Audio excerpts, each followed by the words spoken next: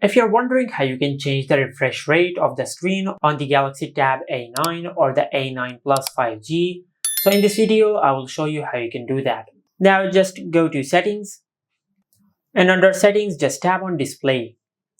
Now after you open the display settings, and over here you will find the section of motion smoothness. Just tap on it, and on this screen you will be able to change the screen refresh rate to whatever you like.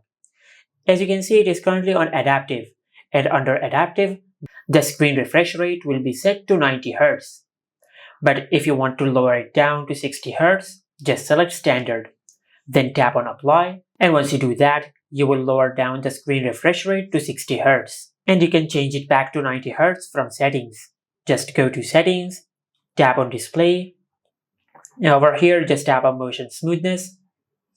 Now just select adaptive to set it to 90 Hz and tap on apply. And this is how you can change the screen refresh rate on the Galaxy Tab A9 or the A9 Plus 5G. Make sure to like, comment and subscribe. Thank you for watching.